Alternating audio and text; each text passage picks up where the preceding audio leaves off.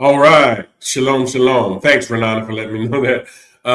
Shalom to everybody and Shabbat shalom to everybody who is observing Shabbat today, so that we are here to deal with theological thuggery and scriptural skullduggery. Back here on The Black Prophet. We appreciate you guys. I want to give a shout out to everybody who's here. Renata, who's the first in the pool. Yishai, Steph, Lena, and Stardust, Cheryl.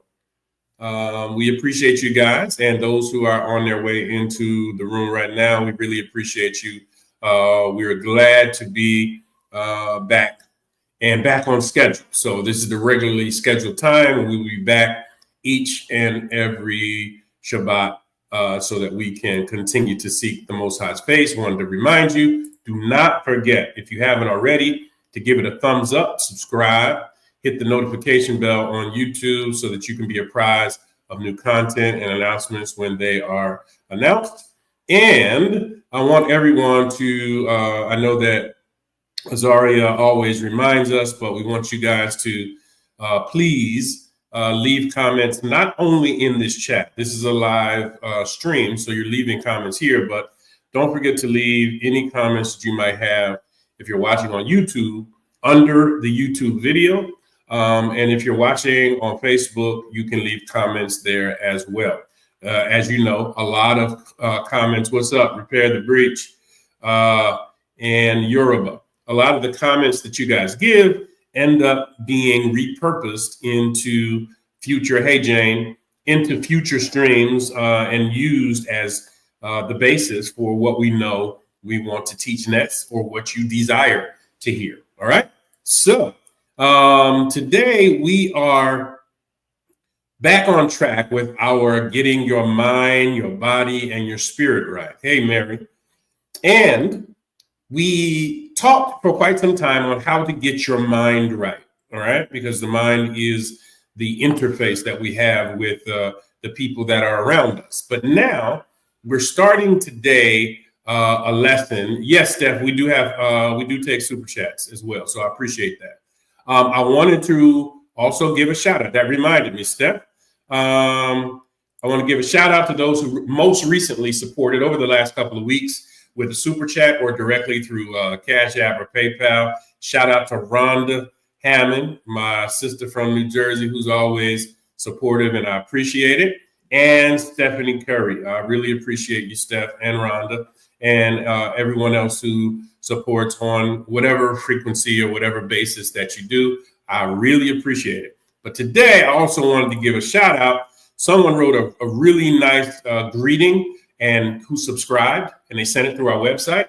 And I told him in my response to his email that I was going to give him a shout out on air to a recent subscriber, and it is our brother John Swan. So everybody say what's up to John Swan. I really appreciate you being a subscriber and reaching out because this is a two-way communication, right? We're not just here to hear me pontificate or anything. We're here to really grow and learn together. So I really appreciate you reaching out. All right. And what's up, Azaria? All right. Now, so today's lesson is really, really important. Okay. It's really important to the direction that we're going. As Stephanie said before, the pivot is real, right?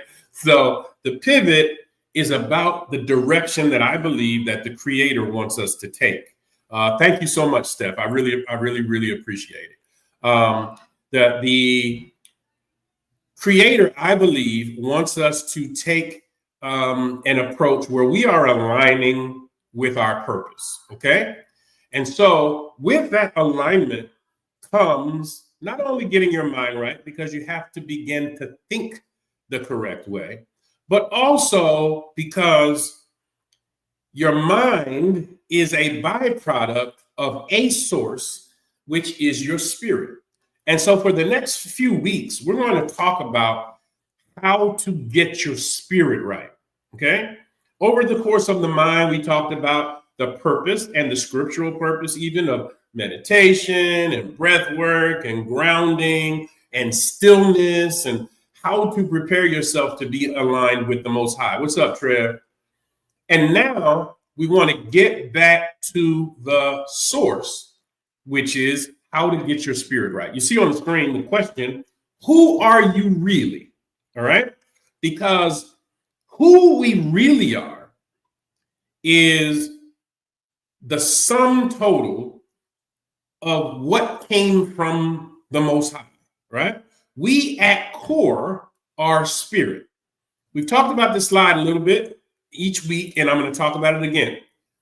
We are housed in a body, and we are interfaced through our soul. However, what we are at the core of who we are is spirit, all right? We are spiritual beings having a human experience. And in order for us to really achieve peace and direction and purpose, what we have to do is get our spirit right. Now, first, let me pause for the cause, because before we can talk about what the spirit is, we have to talk about what the spirit ain't, right? Come see my bow tie. Should have had riding on a Honda, should have been a Hyundai, Sanda. That is not the spirit. All right. Just an organ playing and you doing a two-step or the Pentecostal slide or the Baptist shuffle is not the spirit. All right. First of all, the word used in Hebrew for spirit, the word ruach, right? The full name that a lot of people use who are identifying with the Hebrew sensibility is Ruach HaKodesh, right?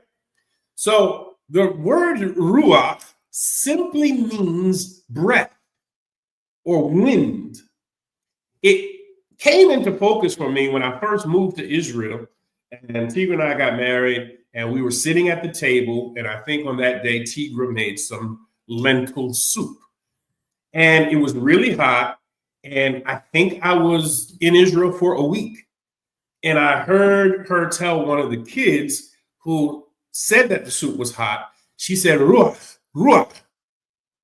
And I was thinking, like, did she just tell them the Holy Ghost, the soup, right? She said, no, ruach is the word for breathe, blow on it, right?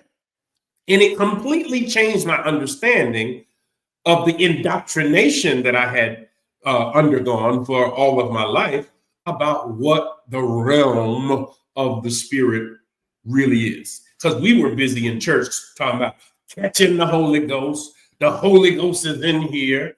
And it was really ill-informed information based on what the Hebrew tells us linguistically about the origin or the etymology of the word ruach. Now, that is the presence of the Creator, the presence of the Most High, His breath, where where the Creator abides, right? So our spirit, however, comes from the Creator. It is who we really are at the core of our being. The Barry you know, or the Mary, or the Lena, or the Steph that I know, is really an interface with your soul. Okay? The soul is the combination of body and spirit. Okay? That's why the body was there in the Genesis story of Adam, but it wasn't until the Most High breathed into Adam the breath of life, spirit, then he became a living soul. All right? So the soul is the matrix between the body and the spirit. The soul, as we're going to find out today, is what we really ultimately need to take care of, because it is the one part of us that is eternal. Your body is not eternal because your body will eventually break down.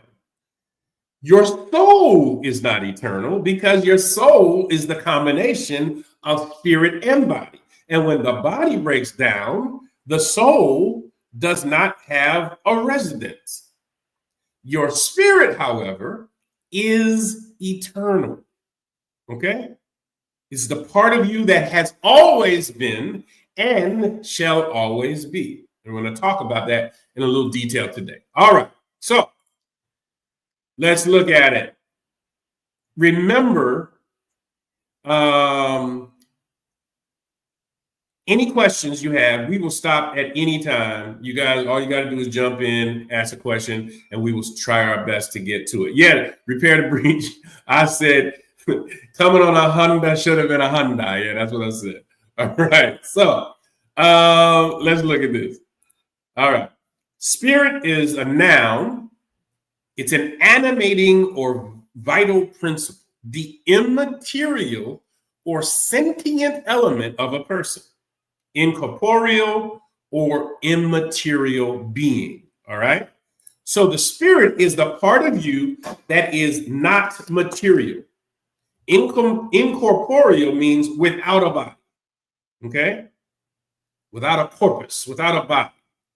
So the real part of you is the life. The sentient means conscious of existence, part of who you are that has no end because you exist. Now, let me say this, and I want you to tell me in the chat if you get what I'm picking up, what I'm putting down. All right? Existence is the antithesis of non-existence. Okay?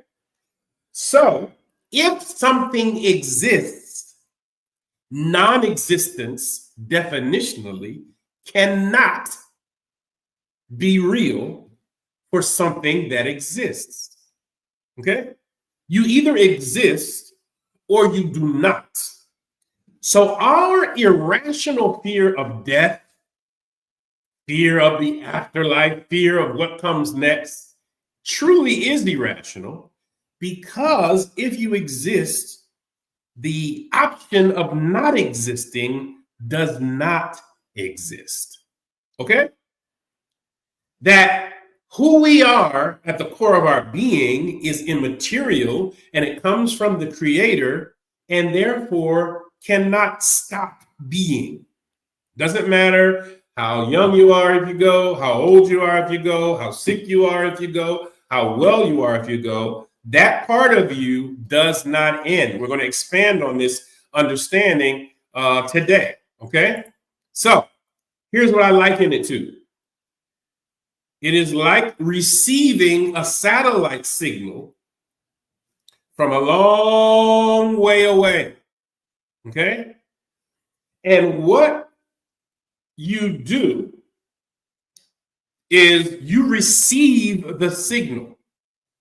Nobody really pays attention to satellite dishes. Okay? No one pays attention to satellite towers unless there is an interruption in service. Until there's an interruption, nobody pays attention to it.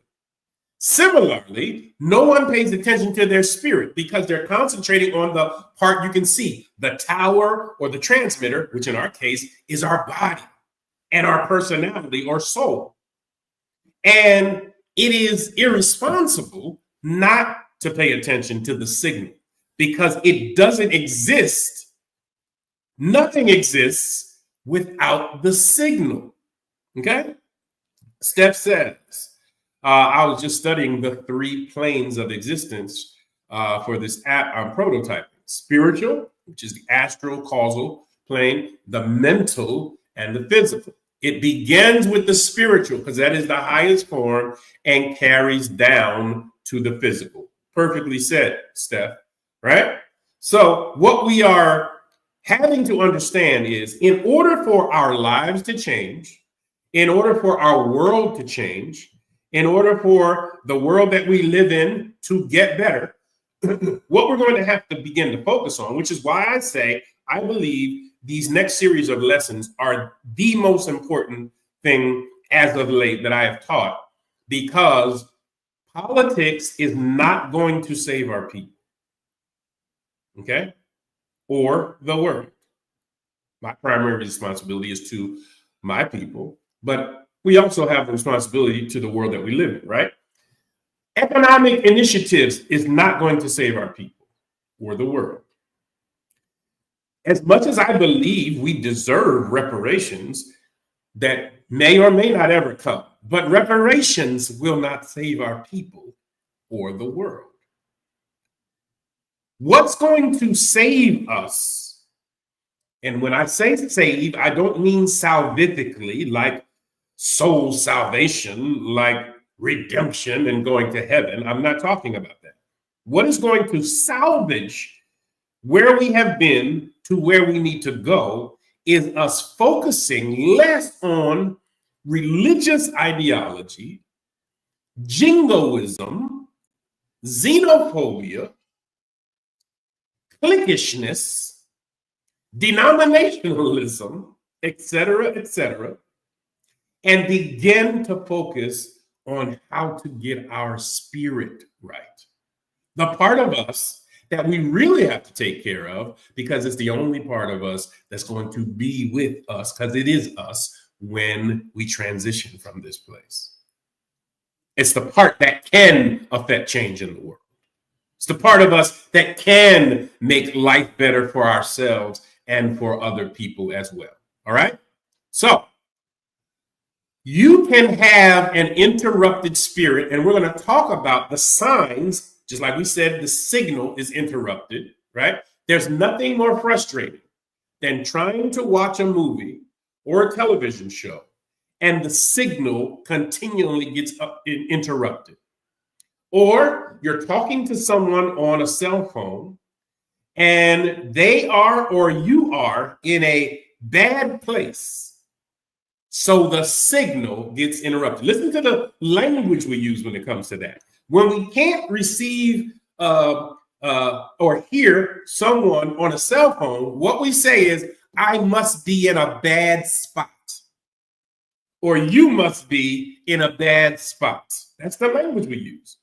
It is not only appropriate for cellular communication, but you cannot communicate effectively to me if your life is in a bad spot.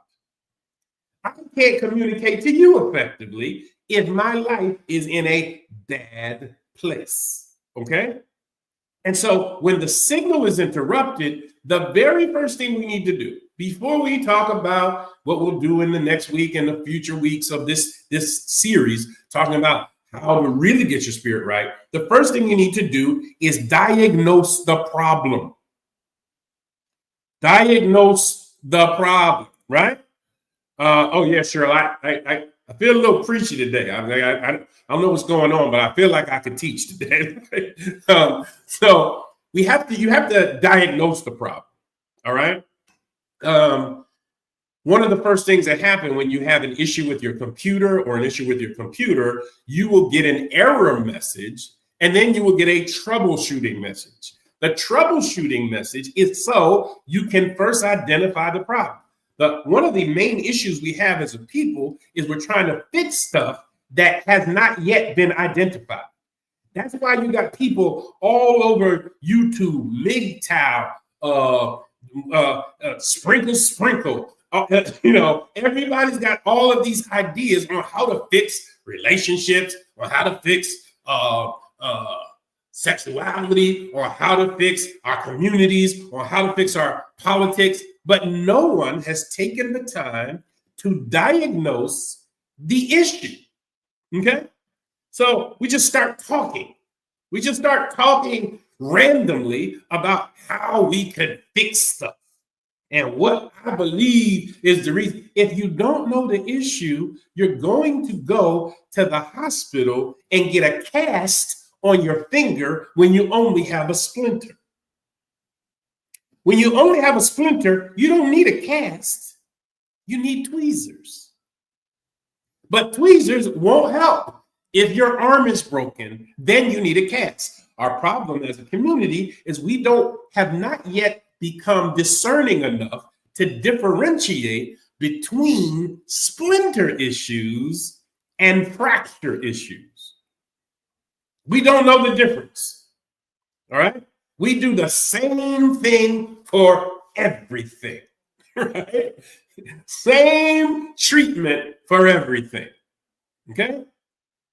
That's why if you've ever been to the ER, it is sometimes frustrating because you know what's wrong with you. Your head is hurting, or your arm is hurting, or you can't put weight on your leg, or you can't stop coughing, or your vision is blurry. You know the symptoms. You don't know the problem.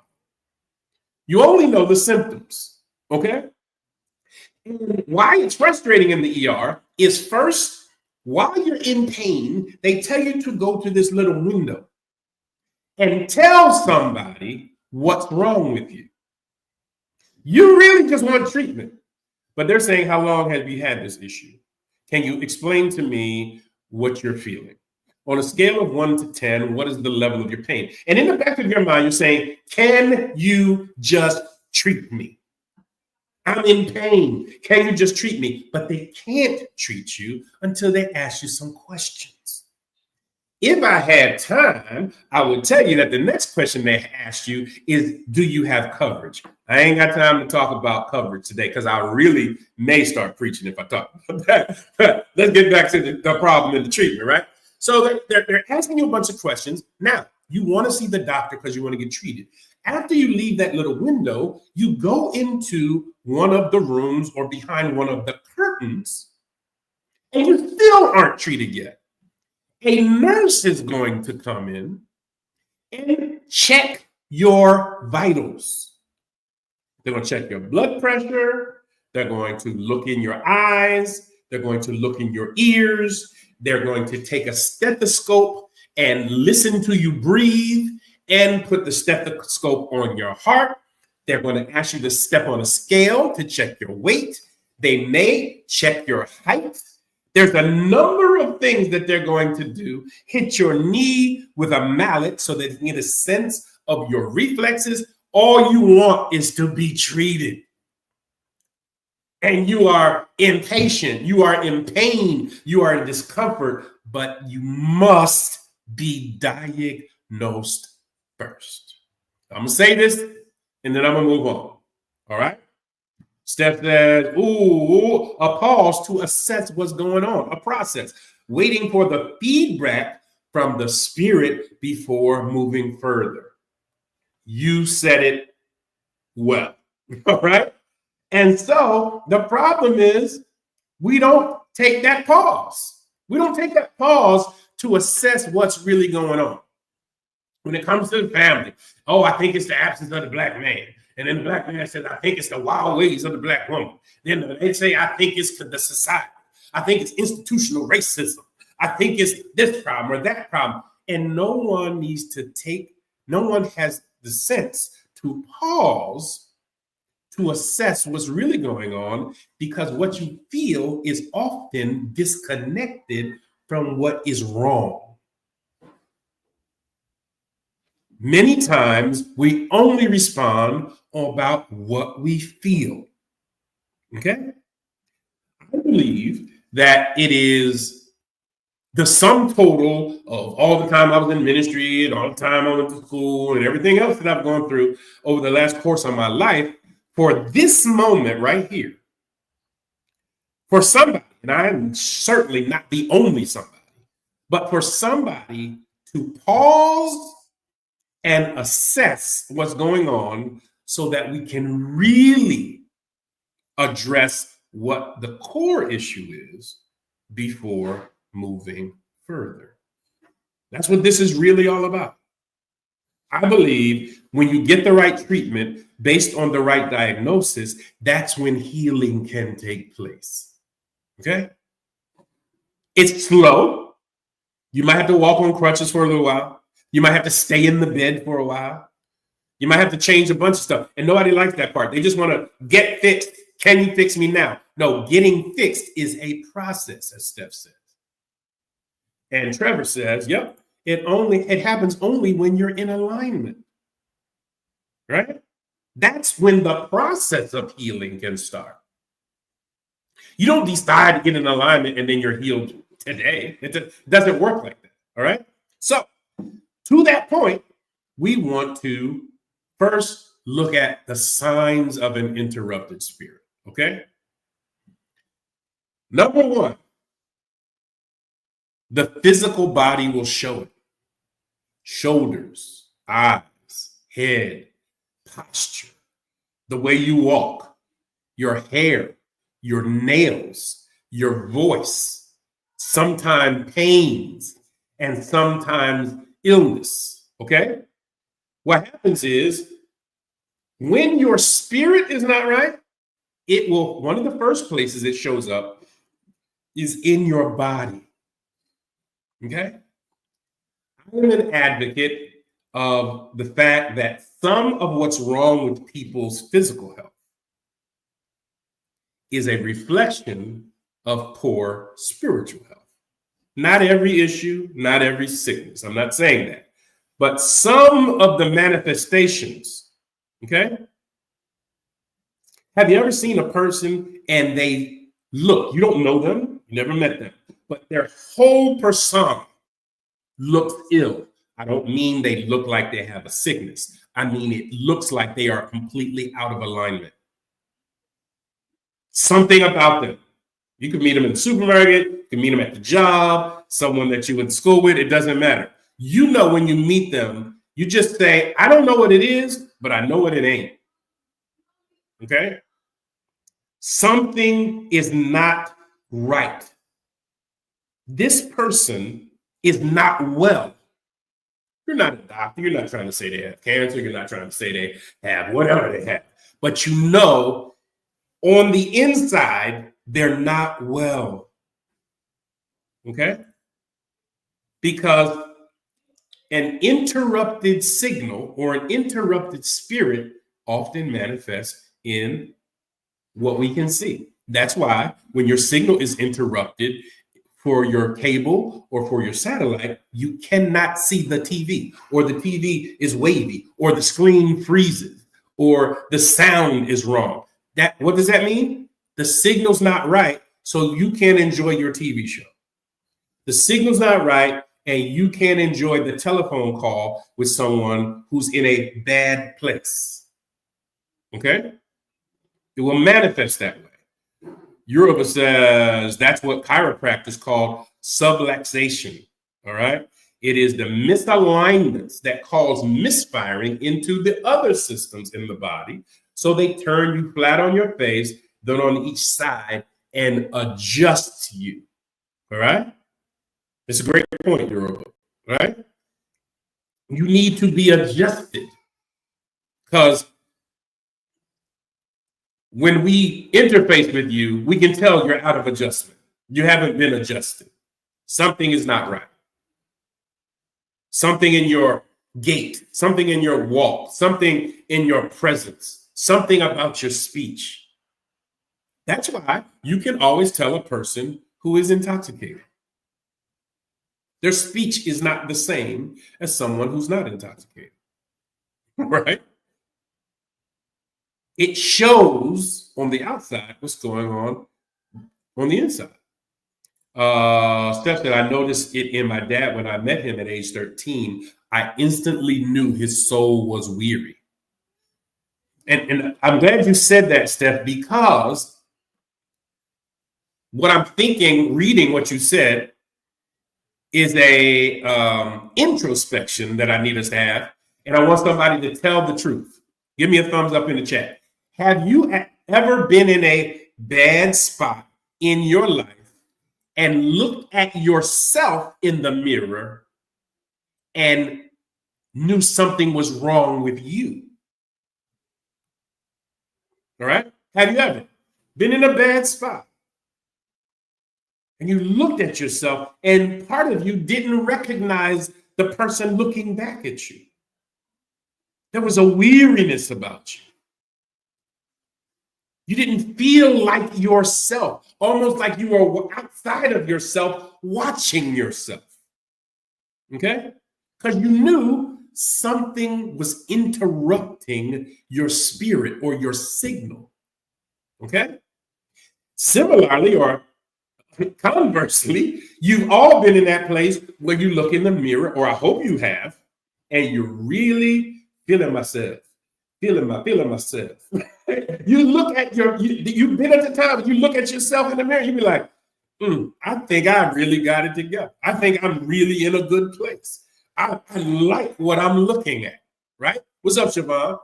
Because you can tell, even when looking at yourself, when something's right and when something is not right.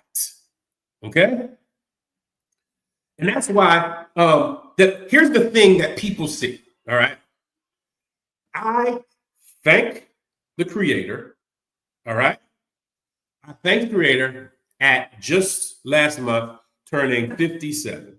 I never have, nor do I now, take any solitary single medication.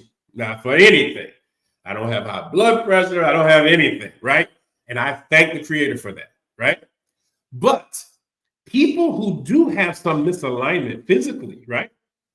It's what they respond to when they take certain stuff, right? So I take fish oil, ashwagandha, shalom sea moss, right? People who are out of alignment are the people who notice a change when they take something like sea moss or ashwagandha or fish oil, right? Because they start feeling better, and they hadn't felt better in a really, really long time. Okay? They're like, oh, this is what it feels like to not feel bad.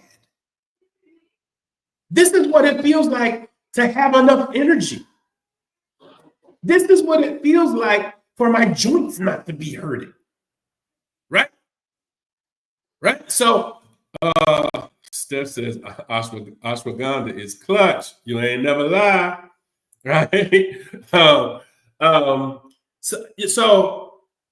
what we have to do is get to the place where we're not surprised when we feel better, because feeling better is our normal, not feeling well being the normative. Okay, so let's get back to the slides. So the signs of an interrupted spirit, your physical body will show it. Okay, number 2, a sense of holding back or being unable to relax in certain situations that remind you of a painful incident from your past. Now, baby, let's talk about it. Your relationships can't feel right because of your past relationships not dealing with past wrongs, even when the person in front of you is not doing anything wrong.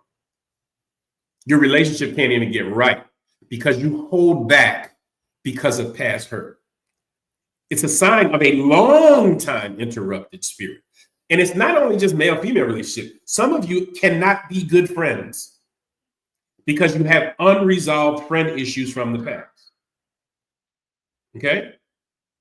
Some of you can't be good employees because you still are hurt from a previous employment situation that you never dealt with.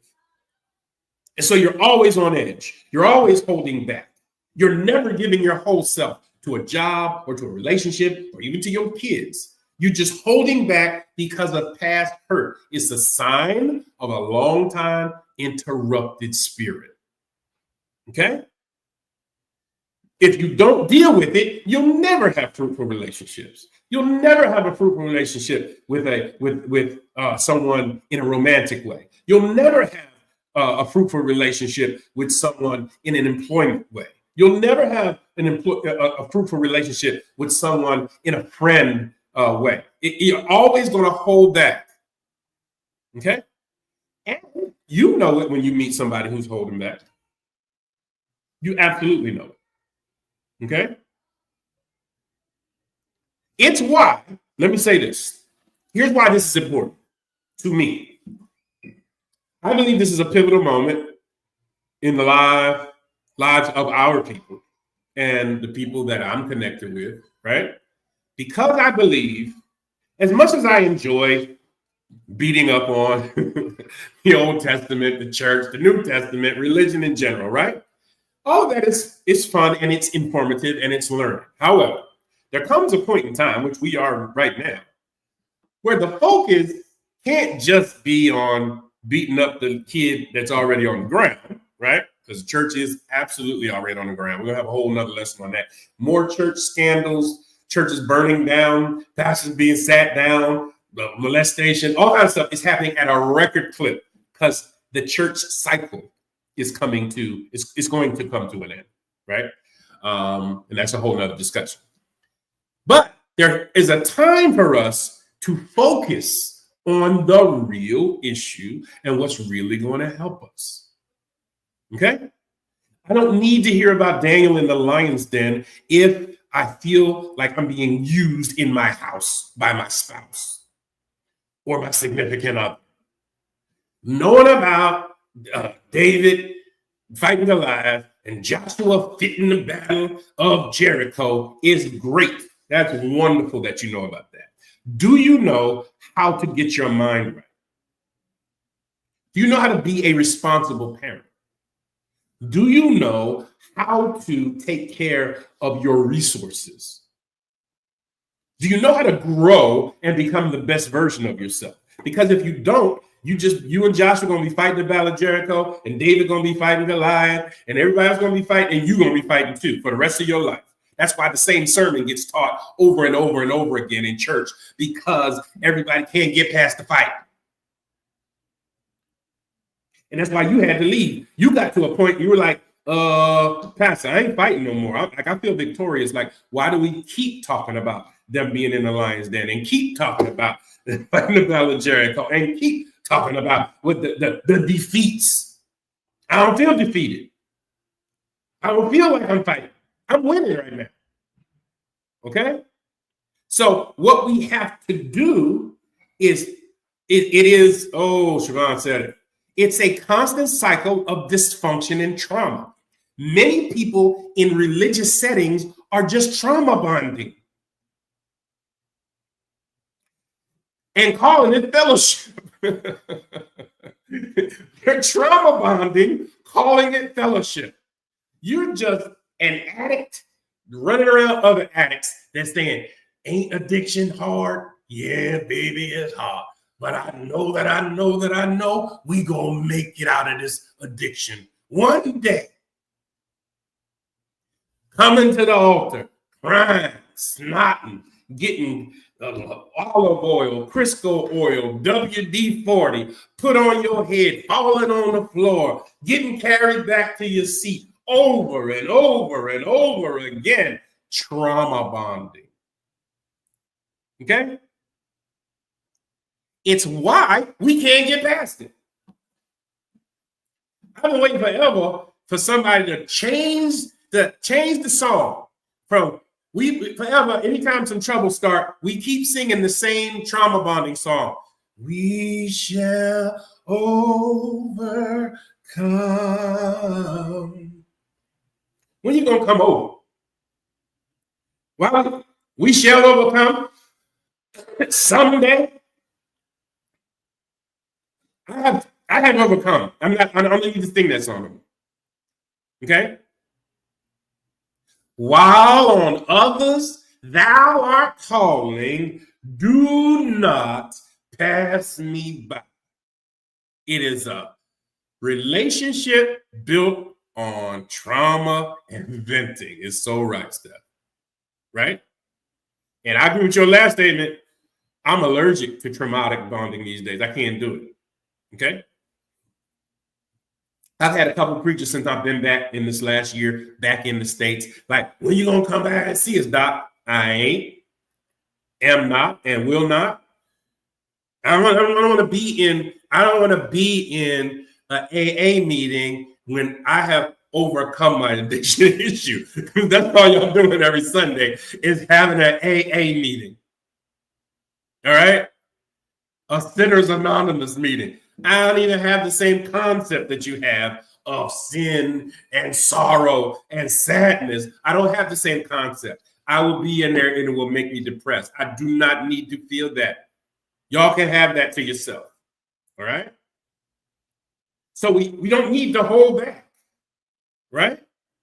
But it's the sign of an interrupted spirit is holding back. Let's keep moving. So we get to this whole lesson. Another sign of an interrupted spirit is a deadening of your spirit such that you sometimes can't feel joy. You can't experience intimacy. You can't even cry appropriate tears because it's a numbing inside of you. Okay? There's some people, and some of us have been that person. If you're not any longer, all praise to the Most High, right? Because some of us have been in that place where in happy times you don't feel happy. Okay? In a sense and time of intimacy, you don't feel the parameters that you're supposed to feel of being intimate because your spirit is interrupted. Okay? Even when you cry, something don't feel right because your spirit is interrupted. All right? So let's keep moving. I could stay right there for a minute, but I'm not. But another interruption is not being able to feel. Okay? Next, an ongoing problem with food, drugs, or alcohol that serves the purpose of numbing the lingering pain that you carry inside. All right? Now, contrary to common belief, all of those things have an appropriate place in our life, right? Food has an appropriate place. Alcohol can have an appropriate place. Somebody ain't gonna like me saying this, but drugs, or whatever you call drugs, can have an appropriate place in your life for health and wellness, for mental health, for a lot of things, right? But it becomes problematic when that thing that has an appropriate place is now used in an inappropriate way. All right? So you overindulge in eating. You have no control for what you eat. Okay?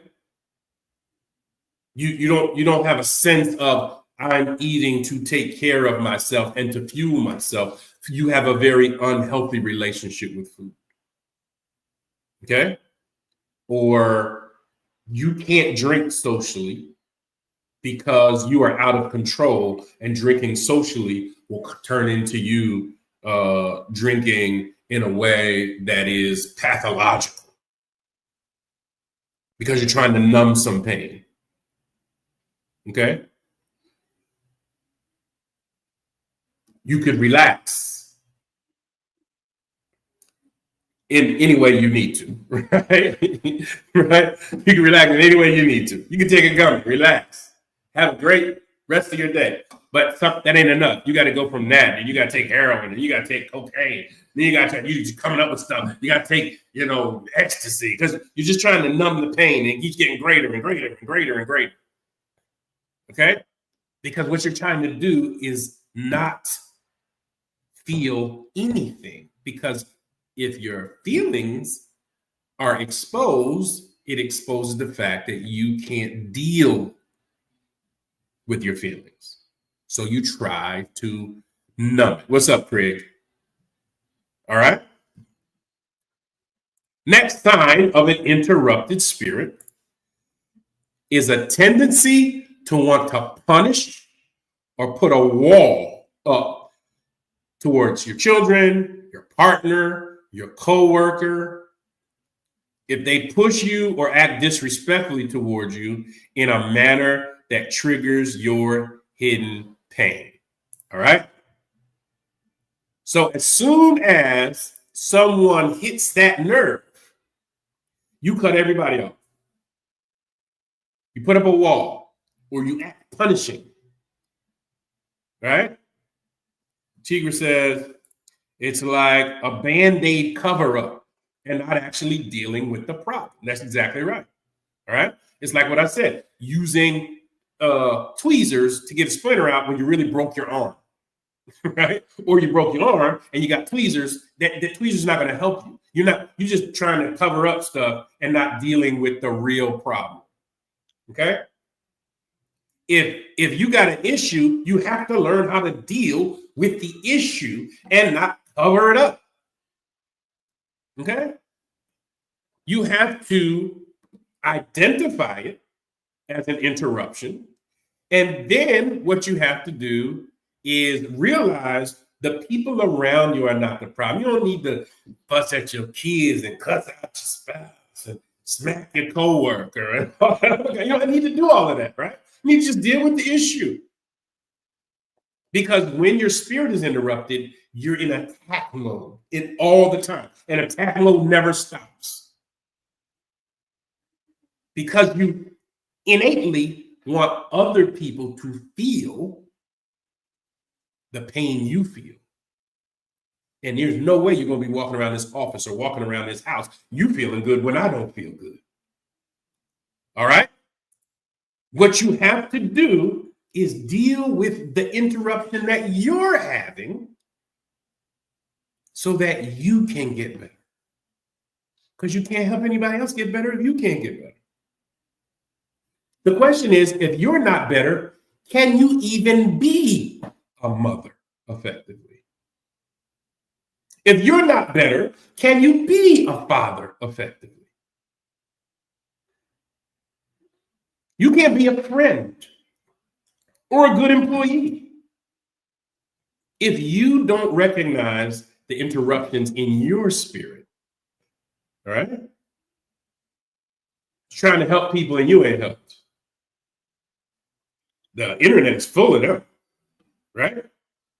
Folks giving marriage advice and ain't got nobody. Ain't never had nobody. There's nobody even on the horizon. These guys talking about what black women need to do. Do you have a black woman? Your mama don't talk to you. You ain't got no daughter. You ain't got no girlfriend. You ain't never had no wife. How you know what black women need to do? How do you know? See, what these men got to do? No, baby, you can't keep a man. You had about a dozen and a half. They all stay for a minute and go. How are you telling somebody what they need to do? You have to help yourself first before you help somebody else. All right? I done made somebody mad, and I'm glad about it. All right, so let's look at some of the issues of how the spirit has been identified historically, right? Historically, let's talk about how the spirit has been perceived, and then we're going to drift into something that I think is really going to help you. Okay, it helped me when I was putting it together, just talking about it. All right. So, in ancient Greece, the spirit, or in the New Testament, the word that's used is the pneuma, which is same word in Hebrew. We got the ruach, which means the breath. Pneuma is the same word where pneumonia comes from, right? So it's about the breath. Our understanding of the spirit or the Holy Ghost is really objective, right? So in ancient Greece, the pneuma was the animating force in living things. The soul or the psyche was a type of pneuma that was present in humans and animals, but not in plants, okay? So in ancient Greece, they understood everything had the pneuma, but only humans and animals had, what's up, John? Had a soul, okay? And that wasn't existent in plants. That's how they believed in ancient Greece. We're talking about this historically so we can get up to now, our understanding. Stoicism believed that the spirit was an all-pervading force that was often associated with God, right? So the spirit is everywhere and in everything. It is the presence of God. One of the early church fathers, Thomas Aquinas, says, the spirit and mind were not compartmentalized, and the spirit had the soul as its subject. Now, let me talk about that for a second, right? So we kind of interchange the word spirit. My spirit is down, or my soul is down. They're not the same thing, right? They, as we mentioned in the diagram at the beginning, the spirit manifests itself in five senses through the soul. So the John that I know is not John's spirit. The John that I know is the manifestation of his spirit through his soul. Okay? Soul is intellect, personality, emotions. That's what your soul is. It's how we know you. We know that you're funny, or we know that you're serious, or we know that you like a certain thing, or you talk a certain way. That is the byproduct of your soul, right? But the spirit is what is the driving force behind the soul, okay? If you don't understand the separation, you can never really appropriately address spirit issues because you think they're soul issues, okay? You'll think they're personality and emotion and intellect issues, but they're not. They're a spirit issue, okay? And there's a difference. And part of our dysfunction as a society and as people is that all we know how to do is deal with soul issues. And I'm going to tell you why, okay?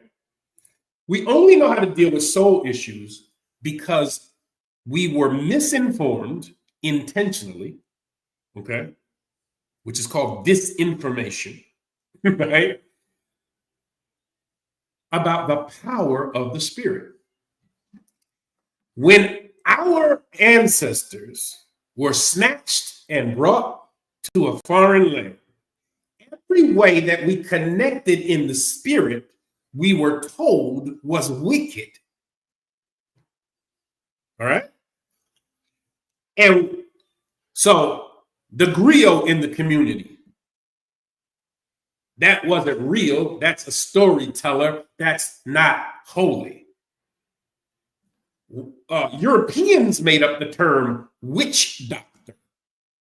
Okay? So they were like, anybody who's throwing bones or reading tea leaves or any other thing, that's a witch doctor. Now, never mind that they didn't read in their Bible that they was casting lots and throwing Urim and Thummim down on the ground in the Bible. And it's virtually the exact same thing, right? So, but your version is not our European version, so it's wicked. That's why you got Hebrews and Christians and other people online now having ridiculous conversations about burning sage. I've heard and read the most ridiculous things about burning sage is demonic. That whole tabernacle in the Old Testament was filled with smoke, right? And incense was burned. And in the oldest altar found on earth in a Hebrew setting, in Telerod, on the altar, there is unequivocal evidence that there is cannabis on a Hebrew altar. The burn marks have been identified as cannabis for a long time. But your version is not the same as our European version of the priests carrying an incense through the tabernacle. So your kind of way is wicked. Right? Now, here's where I'm going with this. When you're told that your spiritual connection with the Creator is wicked, the only thing that you can then turn to is soulish experiences. That's why makes you feel better. You're trying to get something to your spirit through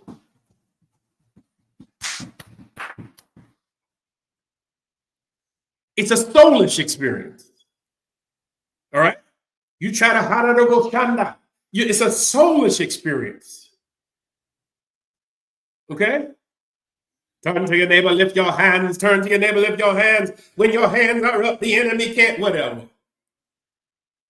You can only do soulish things. So we've got millions of our people who are captured, indoctrinated, and manipulated into believing soulish experiences will change their spiritual reality. That's why we kept singing almost 400 years, calling on Jesus, and it's not changing a thing. Calling on the Lord while your black tail is getting whipped. Calling on, one day we'll be free while they're molesting your mama. One day we're going to get there while they hang your daddy from a tree because you don't even know how to get the spiritual help you need. All you can do is sing, "We shall overcome," and have a soulish experience. I feel better when I take communion. You mean bread and juice? That makes you feel better? I feel better when I got baptized. I came out of the water and I felt what? Wet? You only know how to deal with your spirit, your soul. You no longer have the ability to deal with your spirit. That's why when Cheryl and Azaria and Siobhan and Barry and Steph and on start talking about spiritual things, there's many people around you who call you crazy because they're like, what in the world is Siobhan talking about? Because they can't even hear you. It's like talking another language. You talking about, I'm getting my spirit right. And they talking about, well, is your name on the roll? Have you been baptized? Have you been to the Jordan? No, I'm getting my spirit right. I'm researching, I'm learning. But are you covered by the blood? It's like two people talking two completely different languages. Right? Trevor said, he hope alive. Right? They don't even know. Okay? But here's the dysfunction. Here is the secret. Don't tell nobody. That's why, if you look at the metrics, or some metrics that I can look at, I will see a certain amount of people that I know I engage with, right? But then I see the people who interact with the content. Secretly, so they think, right? Because they're interested in what Steph and Siobhan and Cheryl have to say. They're interested, okay? Or they hit me. I can't tell you. Yes, Azaria, I believe it.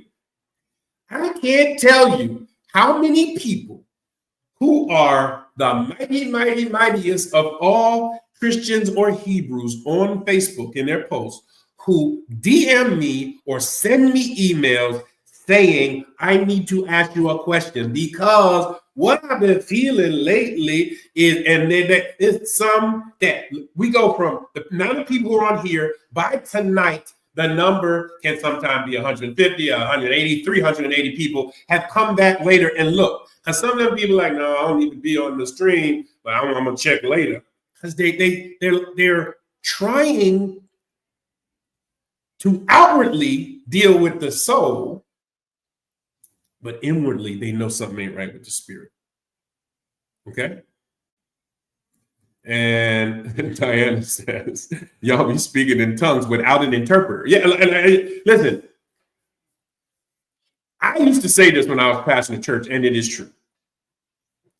If Yeshua, Jesus, Yahweh, JC, whatever you want to call him, Jesus, were to come and join a church today, he would have to go to new members orientation, because he would be like, I didn't tell y'all to do none of this. Like, I need somebody to catch me up on what we're supposed to be doing, because I did not say do any of this. I'm lost. Right? Because whether it's speaking in tongues, as Diana said, or something else, we just do stuff. And Black people love some Jesus. They don't do nothing that he asked them to do. They just, it's a reaction. They don't even know why. It's just a reaction. And when you talk about, just like what I said, Jesus, Jesus, Yahweh, Yehoshua, they get funny just hearing me say that. Oh, don't you be talking about the master. He might hear us. You better watch out. You better not pout. And I'm telling you why. Because he knows when you're sleeping and he knows when you're awake. Negroes be scared to ask questions. Just scared to talk about normal stuff. Job asked questions. If you want to use the Bible as your premise, Job asked questions, everybody asks questions. But now you are scared to even ask a question. All right? How did Noah get at a minimum, if you take a minimum, 18,000 animals into an ark, and with food and disposing of feces and everything for over a month? Like, you'll be scared. No, if God said it, I believe it, and that settles it. You can ask a question. You're not wrong for asking a question and using logic and then coming to the conclusion that that may be an allegory or a metaphor, or maybe it's a story that harks back to a later story. Like, none of that is wicked. All right. I'm sticking on this. I'm going to stick on this. I need to move forward, because if I don't, I'll stick on this. Stephanie said, Jesus clearly told them he was a man just like them. They just done deified this man. Oh, no, he was just like, listen, whatever you're saying, that's not what I am. I'm just trying to tell you. No, but you are. Nah, not really. Ain't nobody good. Good master. Jesus says out of his mouth, there ain't nobody good except the Father. Y'all talking about, no. He was the Father. No, he said out of his mouth, there's nobody good except the Father. That's what he said. But y'all don't even believe him. Problematically, and I'm going to move on. I'm not going to stay here. But problematically, he said, listen, the sun will go out, the moon will drip away in blood. You'll see the Son of Man coming back on clouds. The earth will shake. And this generation that I'm talking to will not pass away before all of these things happen. That's what he said out of his mouth. The Bible says, if you're rocking with that, if a prophet prophesies and the prophecy does not come to pass, that prophet is a false prophet, therefore not a prophet. That's what your Bible says. And Jesus said, this generation will not pass away until all of these things shall take place. And it's quite apparent that that was not the case. Doesn't mean he didn't have great things to say. Doesn't mean he didn't have a relationship with the Most High. Doesn't mean that you can't glean from all those teaching. But apparently, what he said did not happen before that generation passed away. But we'd be scared to think like that because we think, he knows when you are sleeping. He knows when you're awake. All right. Hegel, philosopher, believed that the spirit was the absolute or true infinite, the divine spirit that reconciled the finite with itself. Hegel's philosophy of absolute spirit became a total philosophy of human culture. The Hegelian dialectic is that high level stuff, right? And then neo-Hegelianism is the idealistic school of philosophy that was prominent in Great Britain and the United States between 870 and 1920, that the spirit is truly infinite. That's when we understood the spirit always exists. It's energy that cannot be created nor destroyed, changes from one form to the other, right? It is permanent. Okay? Now, here is a Eastern way of understanding the spirit and its channels through the body. We're talking about every philosophy. We're talking about Greek. The Hebrews believed in the Ruach. So you don't have to tell somebody, Barry's teaching chakras. I'm teaching you about how everybody thought about the spirit, right? So that you can make an informed decision, because you're going to synthesize several of these things together to come to your understanding, right? So you had the chakras, all right? These 7 areas in your body: the crown, third eye, the throat, the heart, the solar plexus, the sacral, and the root chakra, right? And that the spirit operates in the body based on these soulish expressions that come through these chakras, right? So spirituality is a soulish expression. Being aware, communicative, loving, having wisdom and power, being sexual and creative, and trusting. These are all soulish expressions of a spiritual source. Okay? It's how we engage in the world. Steph asks a question. So the spirit is fixed, and it's the soul that moves from dimension to dimension. No. I think it's the spirit. This is what I would say. Yes. I'm reading what you're saying. Hold on. So the spirit is permanent. The soul is temporary, Steph. So it is your spirit that moves from dimension to dimension. Not once you leave this dimension, your soul as you know it can no longer exist. Let me get on the screen. Okay? Remember, the spirit is who you really are. The soul is the meeting of your body and your spirit. Okay? So your soul only exists for a while. Your soul is who we know. When you die, we no longer know you, because that part of you no longer exists. Who you really are, where you really come from, what your real name may be, right? That's a spirit issue. And the part of you that goes to the next dimension is the part that's permanent. It's the spirit. That's why, here's an example, Steph. If you believe in multiple lives, and everybody does, and I'm going to tell you why in a second, right? So if you believe in multiple lives, right? When you leave here and say you come back as an animal, as a man, as a woman, as whatever, if that's what you believe, right? The part of you that traveled to the new persona is the spirit. That's why you are something else when you get to the next place. You could be someone else when you get to the next place.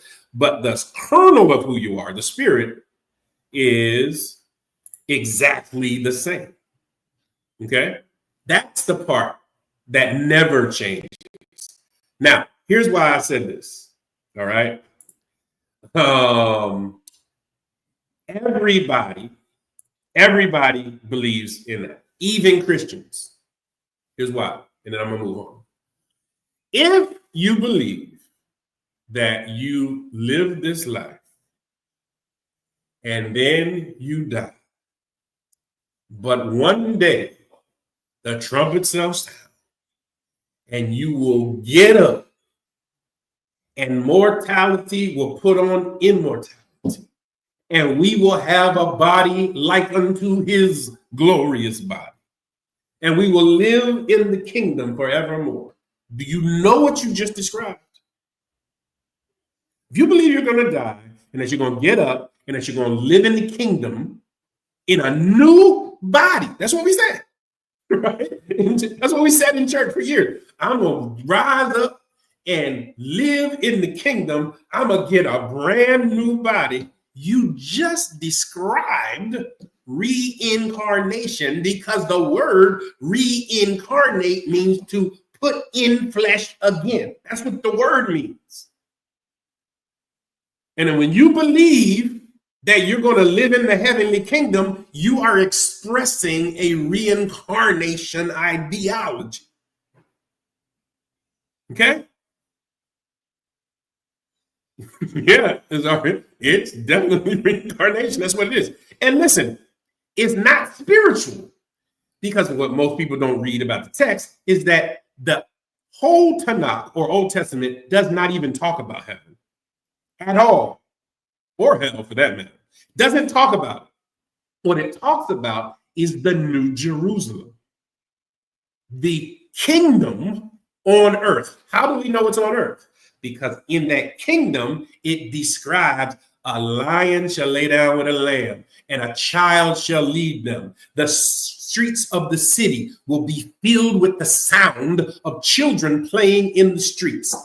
If you are in the new kingdom, and if you are in the New Jerusalem, tell me where children came from. You know, it ain't no sex in heaven, and you know, we will be like the angels, and we shall, not have, where do kids come from? All through the text in the New Jerusalem, kids are mentioned like a half dozen times. Or the Most High decided some people gonna just live forever as a child, and some people get to be adults, and something like, do you hear what you're saying? Do you hear how irrational that sounds?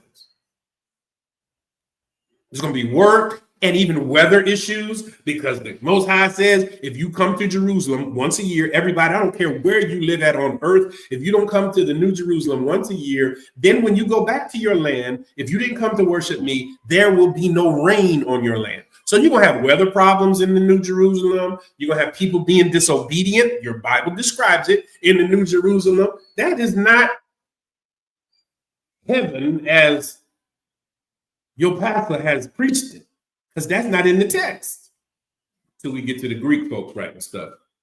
Okay? So let's keep moving, because we can get stuck there. I'm trying to get past this, but I want to talk about historically. Meridians are the ideas that the channels of energy run through your body's connective tissue and are a part of a subtle energy system. Okay. Reiki is the idea in Japan that it's a healing technique that uses gentle touch to balance the chakras and promote well-being. Why? If your soul needs to be fixed and it's out of alignment, it goes back to what was said earlier about what Yoruba said about a chiropractor, right? You can go to chiropractic, and nobody will say nothing. As soon as you say, I went to a Reiki massage or I went to do yoga, then all of a sudden the religious denizens will say, "Oh no, you got to be careful about that Reiki and that yoga stuff. You know, it's the same thing as you went to a chiropractor and they twist you up in certain position to align your body. It's the exact same thing. Stop." Okay? Well, you know you're wrong, Barry, because in yoga, the positions do reference other deities. So if you're referencing other deities, then you are serving another god other than the Most High. Is that right? So you don't say Sunday through Saturday anymore. You don't say that. Because Sunday is the day of the sun, and Monday is the day of the moon, and Tuesday is a deity named Tyr, and Wednesday is spelled Wednesday because in German it's Odin's day, Thor's daddy. That's why Thursday is the next day. That's Thor's day, and Frigg is Thor's mama, and Saturday is for Saturn. So if you're not doing yoga and Reiki, then you knock yourself out. But did you stop? You're not calling the days of the week no more. And then Janus is for January, the god that sees into the future and the past. That's why January 1st is Old Lang Syne, the little baby and the old man. It's really acknowledging another deity, right? And we go February, and we can go March for Mars, and April, and May for Maya, and June for Junius, and J for Julius, because they believe he was the manifestation of the gods on earth. So are you stopping talking from January all the way to August? Because all of those reference other gods too. You're never gonna ride in nobody's Nissan because Nissan is a god. You're not going to use Ajax to clean anything ever because Ajax is another god. You're not going to wear Nikes ever again because Nike is the god of victory. Okay? Y'all got so much that you need to readjust. Okay? So, before I get off on a tangent, then we have Maslow's hierarchy of needs. All right? Some say that Maslow's hierarchy of needs is similar to the 7 chakras, how you align yourself, right? So what we have is, so we're moving forward. We have a loose plug. There is nothing like having, all of us have had something in our house that over a period of time, the plug don't work right, right? And back in the day, someone said, you were like, why did the thing go off? Why did the light go off? What? Jiggle the plug. Hey, just jiggle the plug, right? You either need a new socket or you need a new plug. You don't need to be jiggling the plug, right? And most of what we're doing is jiggling the plug. We got a loose plug. We're not really connected to the Most High like we think we're connected. Now, I'm going to move into something that I think is going to really bless you because, as I said, it blessed me when I was putting it together. But before I do, let me ask you a question. I'm going to be a truth teller for me. I don't know about for you. Put the answer to this question in the chat. If you really look at the balance of your life and in religion, did you commit your most heinous crimes, i.e. sins, when you were being religious or after you left religion? Is the worst things you ever did while you were a church member or now when you're not a church member? I know for me, the absolute worst stuff I did was when I was a church member, right? And almost everybody I know that I know their business, because I don't know everybody's business, but the people that I do know their business, they will acknowledge, yeah, the worst stuff that I ever did, the things that I'm most ashamed of, didn't come when I left religion. Oh, yeah, it came when I was in church. All right. Steph says, when I was in church for sure. When I says right. Ebony says in church. John says while I was in religion. Cheryl says being religious. Cheryl says, ooh wee. Get out of my closet, sir. Listen. Some of the stuff that I'm most ashamed of didn't happen while I was in religion. It happened at the physical location of the church. And somebody can't even handle that. It was at the church, right? Everything in my life, some of you may not know this, right? I was a 5th generation pastor. My daddy was I was a pastor. My daddy was a pastor. My grandfather was a pastor. My great-grandfather was a bishop in the Church of God in Christ. And my great-great-grandfather was a pastor. All right.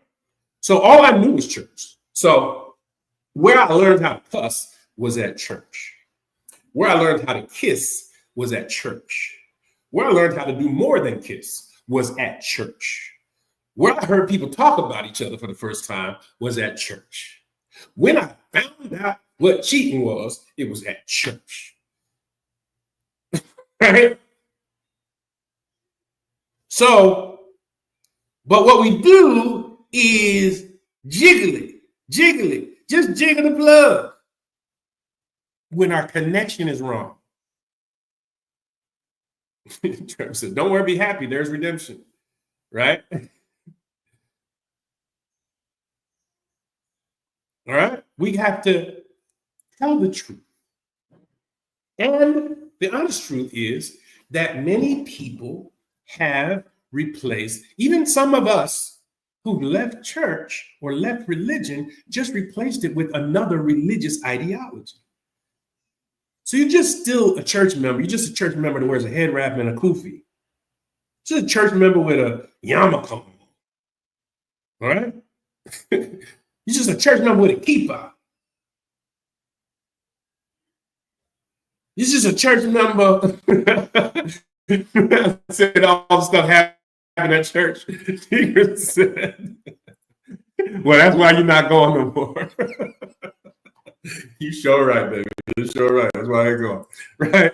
So the problem is you still the same thing. You just changed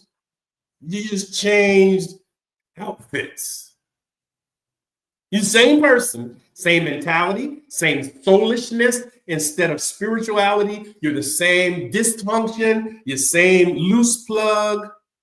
Yeah, green eggs and lamb said, don't forget fringes. Yeah, you're just the same person with some fringes on, with cords of blue. Okay? Same. Still got a messed up mind. Still don't treat people right. Still a horrible father. Still a bad mama. Still a disobedient child. Still a thief. Still an adulterer. Still all of that stuff. You got on culture gear now. All right. You got the Star of David tattooed on you, which ain't Star of David, but another talk for another time. You just got religious stuff all around you, right? When you really get the plug right. Tiva and I talked about this last night. We took a walk at night, wonderful, looking at stars. What happens is you realize you just have a relationship with the Most High that needs to be maintained for yourself. It doesn't matter what anybody else is doing. It doesn't matter what anybody else believes. It doesn't matter what anybody else's expression is. It's really your relationship with the Most High, and that's it. Okay? Christians love to say, when I was in church, we have a personal relationship with Jesus Christ. If it's personal, why are you in my business all the time? If it's personal, why are you trying to get between me and my relationship? Telling me what I should do, shouldn't do. How you know what he told me? All right? You got to fix the plug or the socket. One of the two. The socket really don't need to be fixed. That's where the power comes from. That's the creator. The issue is the plug. You might need to replace your plug. Right? Yeah, right. Because the problem is you can do, in that setting, you can sin and he just cleans them up afterwards. You know, I take a shower every Sunday. I be dirty all week long, but I'm going to take a shower on Sunday morning. All right. Thank you, JJ, for that super chat. Appreciate you. Appreciate Steph earlier. All right. We have to get our plug right. I have never felt more peace and happiness and joy. I talked to Kevin and Siobhan about this. Listen, I ain't had my name on a roll or nor paid no tithe or nothing in a really long time. And the reality is my life has become exponentially better, right?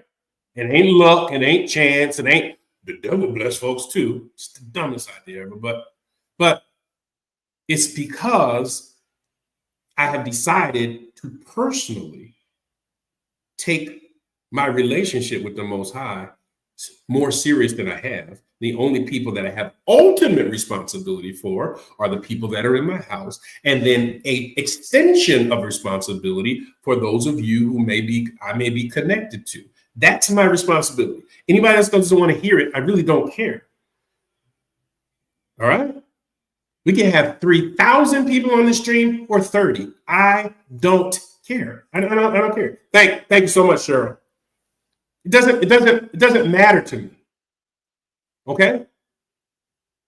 I want the Most High. I want the Creator to be pleased. Right? Not anybody else. And then I want those who I'm connected to be satisfied. Those of you I teach to be satisfied.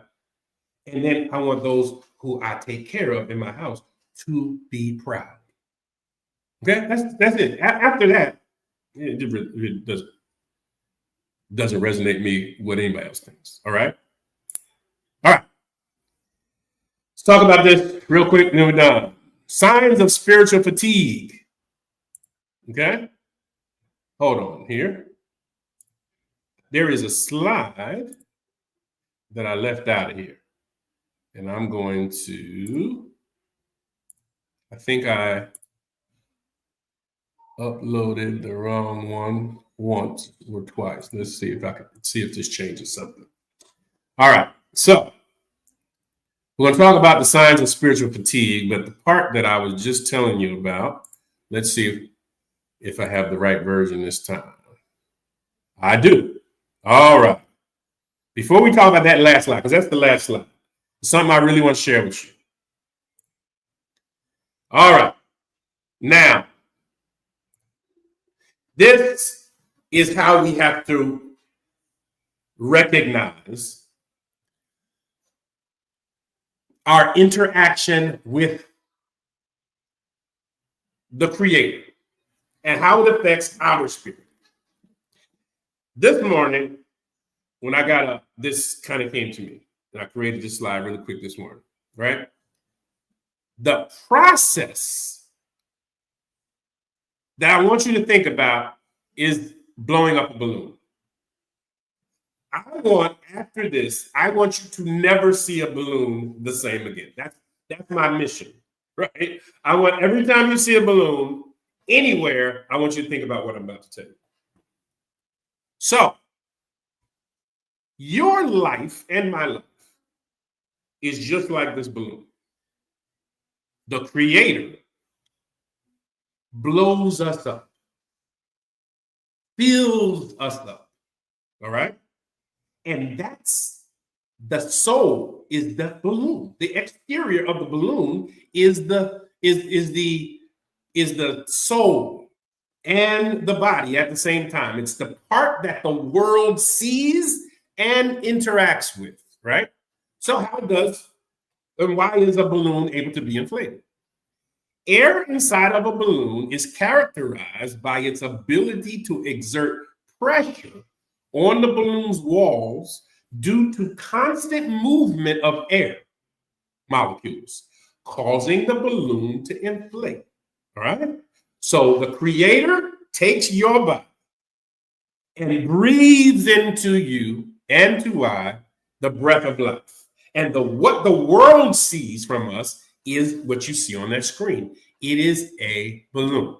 All right? Now, air can begin to leave the balloon when high pressure air inside of the balloon flows out to low pressure air surrounding it. Listen to me, please. You ever notice if you have a party or something else, it doesn't matter if you blew them up with breath or if you had a helium balloon. After a while, the balloon begins to lose shape, right? Starts to get a little odd looking. It doesn't keep its shape the same way. Here's the reason why. Molecules inside of the balloon, some of them are small enough to escape through the porous part of the latex because things can still get through latex, right? And the balloon begins to lose air because the air around it is lower pressure than the air inside. You will never maintain your creator shape of high pressure living if part of you is drawn toward the low pressure around you, right? Some of us lose who we are because we're not satisfied with the high pressure of the Most High as he put it in us. We'd rather deal with lower pressure around us, not knowing when we start reaching out to the low pressure, it changes our shape.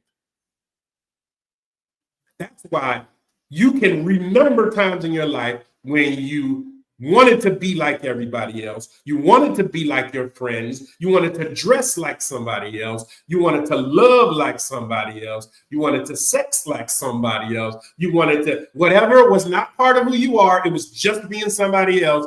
Then that's when your shape changed. I ain't talking about your body shape. I'm talking about the shape of your spiritual connection started to change. Thank you, Ashley. All right? Because you were reaching out for low pressure. The high pressure of the creator wasn't good enough for you. I need to be, because he made you how you are. Remember, I'm not identifying any of the things that I said.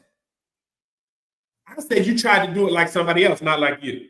Somebody said, well, I won't try to do it like anybody else. I'm really like that. If that's like you, if that's really how the creator made you, you maintain high pressure.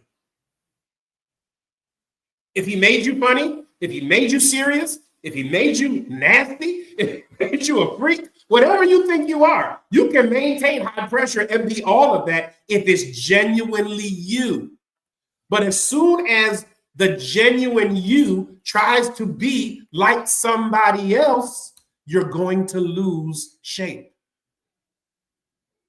because that's lower than you.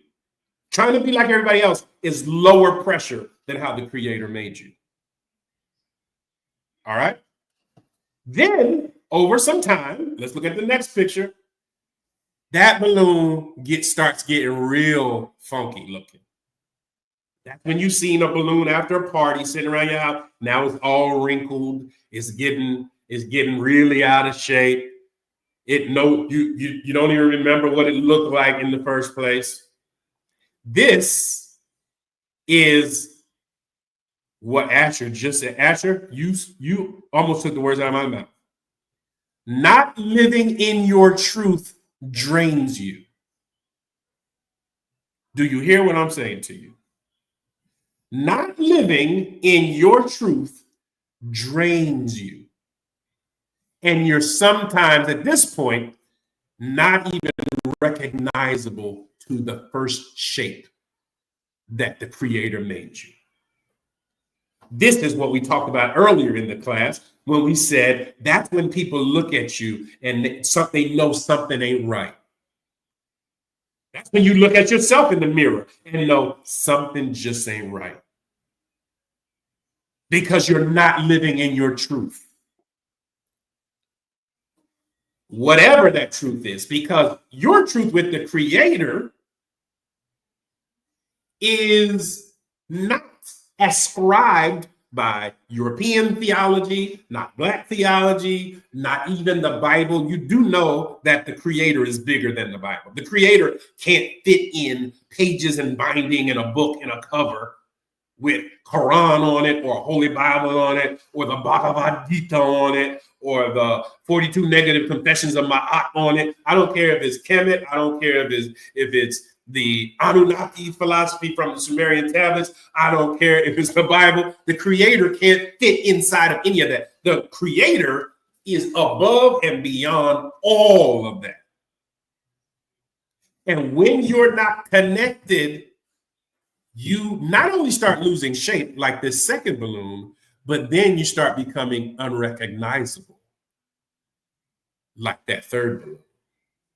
Okay? Asher says it requires too much energy to make everyone else happy. You lose authentic love for yourself. Because what you're saying in this third balloon is you weren't satisfied being that first balloon. Sure, just threw a shoe at me. Right? I didn't like the first balloon is you at your best, authentic, genuine self. And you said, I'm not satisfied with my genuine self. And that's how you become the third balloon. You become unrecognizable because you were never satisfied with yourself. Even though that first you is you perfect. It's you in your most perfect state, but you let the low pressure outside of you tell you that you in your most perfect state is not good enough. Okay? You said that's not good enough. So you became unrecognizable. You became depressed. You became addicted. Because they told you it wasn't good enough. And what Asher said is, and you believe it. Okay? Okay? You believe it. Then finally, when you're done, you become this fourth balloon, which someone would have to look close to tell you that it's even a balloon. But after all of that, there is yet one question about existentialism, right?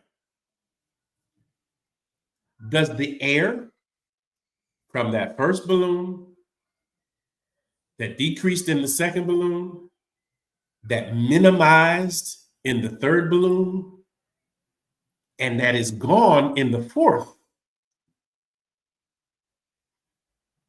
where did the air go?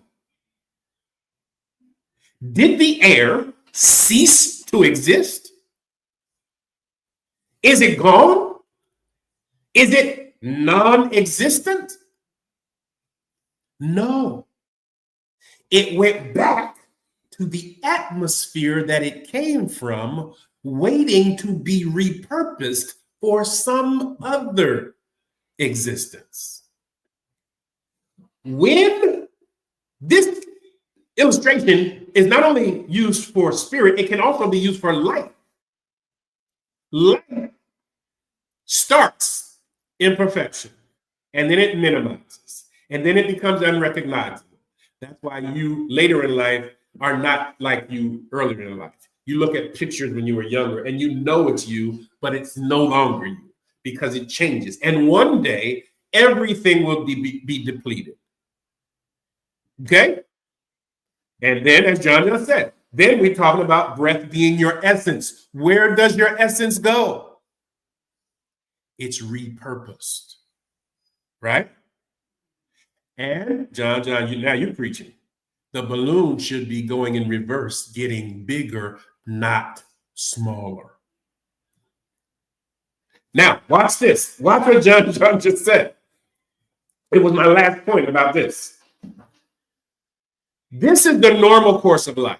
Starts off in perfect state, starts getting out of shape, becomes unrecognizable, and then it depletes itself, right? That's the normal course of life. This is what's, and then the air's gone. What is supposed to happen is it starts off depleted, it gets a little bigger, it begins to define shape, and then it becomes its full self. Guess what happens? It still has to deplete because if you still fill up a full balloon, it explodes. Okay? Death is either you withering away or exploding away. But the air still can't stay in the balloon either way. It can't, your essence can't stay in a balloon forever. It's either going to wither away or it explodes away. My job for me and for anybody connected to me is for you to blow up, not blow out. I don't want you to wither away and blow out. You still got to leave here. You still got to get to the next dimension. But listen, I need you to expand and expand and expand until it blows up. And then you get repurposed. So here's what Cheryl said, define repurposed, right? Here's the definition of repurposed. We're almost done. 5 minutes, we're gonna be done. Repurpose means to use for another purpose, right? So do you know that the same water that we use on Earth right now is the same exact water that was on the Earth when it was created? Whenever that was. It could be, science says, 4.8 billion years ago, right? Water only gets repurposed. The water that rains falls into lakes, rivers, and streams. Some gets run off. Some is used for human consumption. But then it evaporates. And it evaporates upwards. And then it creates heaviness in cumulus clouds. And eventually, when the meteorological conditions are right, it falls again. There is no new water on Earth. Fact check me. There's no new water on Earth. It only is used, even if you drink it and your body expels it out through urine. It doesn't matter. All water recycles forever, over and over and over again on this planet. Similarly, Cheryl, the air in the balloon gets repurposed. Okay? So the air can be used to blow up with a balloon. The air can be used to blow through a fan. The air can be recycled in your car when you put that interior air or external air. The air can be used in a pneumatic gun. The air goes into your lungs and then it's expelled out. The air gets repurposed. So I'm using this illustration to tell you your life is just like the water and just like the air and every other system that the Creator made. It never really goes away. It only gets repurposed in some other way. Okay? And so that's why we don't have to fear death. There is nothing to fear. I have people say, that's quite macabre. I said, no. How would you rather go? Some people don't even like to have that conversation. I said, I want to be well aware I want to be 100 and who knows how years old. And I want to close my eyes and I want to feel that transition of leaving here and going to the next dimension. I have zero fear. And I'm not overplaying it. I'm not using hyperbole to make it seem. I literally don't have any fear of death because I know something greater is coming, something different is coming, something more expansive is coming because I exist and I cannot not exist. All right. Let me get a couple of these comments. I agree with you, Diana. Exploding is far better than withering away. Right? Trevor hit it right on the head. Hence the phrase, I'm going out with a bang. That's right. All right. Asher says, I'd rather go out with a blast rather than a slow, gradual hemorrhage of the spirit. Steph says, do not go gently into that good night. No, that line is major, right? Like I'm not just withering away in this life. Like I'm going to something. Okay? Going to something. That's why John says, and when they said the Most High breathed the breath of life, your very essence, that's why David said, don't take your ruach away. Don't take that breath away from me. All right? Siobhan says, continuing the truth that death is an illusion, whereas in truth, it's a recycling. All right? So, now let's go back to my last slide, my real last slide that I almost left out. All right. And we're going to pick this up next week and take it to another level, but let's look at this last slide. All right. Here's signs of spiritual fatigue. This is how you know you or somebody else you know. This is why you need to share this on social media or even just send it to somebody you know or send them the link. Because these are the signs that you or someone you know has spiritual fatigue. They're withering away. You have a constant, I should have put constant in front of this, a constant feeling of exhaustion. And this goes with a question that Cheryl asked. Hold on, let's see. All right. Cheryl asked the question, all right, what if it fluctuates?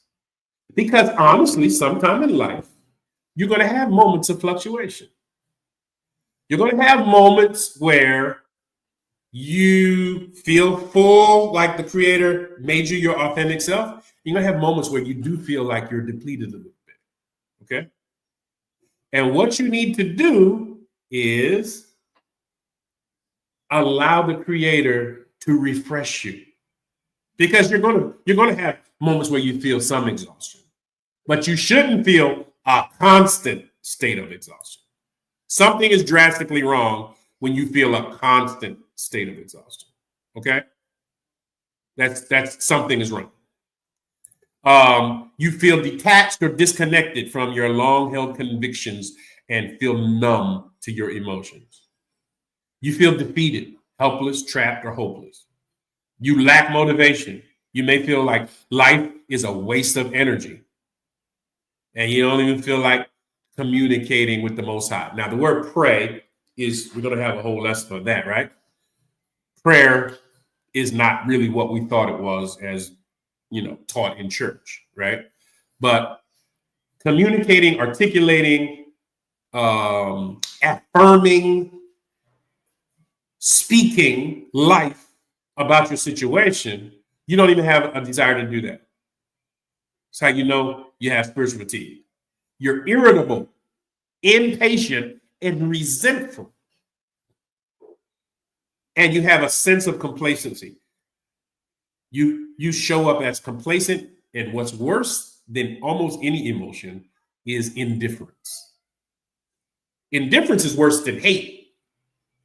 If you say, I think my friend, my brother, my mama, my husband, my wife hates me. What's worse than hate is indifference. That means they don't care if you even exist or not. All of those are signs of spiritual fatigue. All right? And so, what we want to do is over the next several weeks is discuss and explore this understanding of who we really are. Because once we grab the idea, we're getting the idea, but once we grab the idea, and the most important thing that I discovered for me, I don't know about anybody else, is this illustration of the balloon. Once we grab this idea, okay, we can then begin to operate on a level that feeds this idea, and life becomes fuller. Life becomes more meaningful. Okay? I got this slide. All right. I'm gonna be done before a minute. I ain't gonna let myself keep us here all day. This is what the slide I forgot. I did some research about Cheryl's question about fluctuation.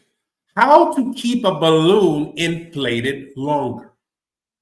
I promise you after this, we're done. How do you keep a balloon inflated longer? First, keep your balloons away from heat. What does heat do?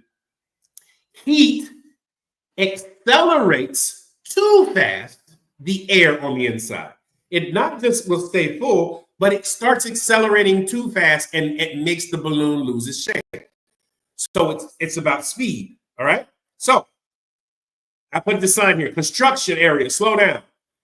Your life will stay full, and you can even blow up and go out with a bang if you slow down and let the fullness of the Most High allow you to grow naturally, organically, and without force, because getting near a heat source is going to make whatever you're experiencing so much faster. One, you can't enjoy it, and two, you're on a path to destruction. All right? Two, store your balloons properly. If you've ever been to a party, they take the balloons, if they're going to drop them from the ceiling or whatever else they're going to do, even if they come set up a party that I've seen several times, this is available on Amazon, right? It's a balloon bag. When you're setting up party, you blow the balloons up, you put it in this bag, you put it off to the side. It keeps it away from anything that is sharp, pets, kids, anything that doesn't appreciate the shape that you are right now. I wish Kevin Graves could play an organ for me right now. So anything that does not keep the shape or appreciate the shape, you got to separate. You see these balloons in the bag? That's why y'all show up and I show up on every Shabbat. Because I need to only be around other balloons that want to keep their shape. I don't need to be around other balloons that do not appreciate the shape, the safety, the longevity, and the fullness that I have in my life. If not, you got to get outside the bag. I'm not forcing myself to go visit nobody's church or sit up in a funeral. That's just, you can do that if you want. That's not what I'm doing. Because I'm in the bag with other people who want full shapes. Right? And I'm being protected from pets and kids and knives and pins and anything else that could puncture me. This bag that's holding these balloons is puncture proof. It's so that the balloons that you've blown up don't get punctured. All right? Lastly, last one. Something I'd never heard of until today that's also on Amazon. Consider using a balloon sealant. Now, if there was ever a time that I wish I had a microphone in my hand and Kevin playing the organ, it's right now when I read this. I never knew this existed. High float is something that you squeeze inside of a balloon before you blow it up that coats the inside of the balloon to keep it at its fullness longer. Listen to me. While you're concentrating on the color of the balloon, on the shininess of the balloon, what's written on the balloon, all on the outside. Some people got some stuff on the inside of them that coat them on the inside to keep their shape longer. That's what this class, this stream is really all about. I ain't worried about the color of the balloon. I'm not worried about how shiny it looks. I'm not looking for slick production or anything else. I'm trying to produce in me and then in my house and then outside of my house, people that have high float coating on the inside of their life so their spirit can maintain its shape longer. Baby, let me tell you. On that note, I'm about to be out. Because if not, I'm about to shout. And I ain't talking about no church, religious, like that. Listen, everything that we used to do in church has its place. It was just based on lies. Nobody said you can't clap or shout or preach or anything else. It just doesn't need to be based on lies. All right? So I want to thank again John Swan, one of our new subscribers. If you're new and you subscribe, send me a message just like John did, and I'll shout you out, right? From last week, I'll shout out the people from before, but from last week, I want to thank Rhonda Hammond and Steph for their support. Next week, the people who gave something today, I'll make sure I shout you out. I also want to remind us all, share this. Share this so that somebody can be helped. Leave some comments under the video on YouTube. Leave some comments under the video on Facebook if you can. I think it stays up after that. And share with somebody the fact that you are on your way to going out with a bang.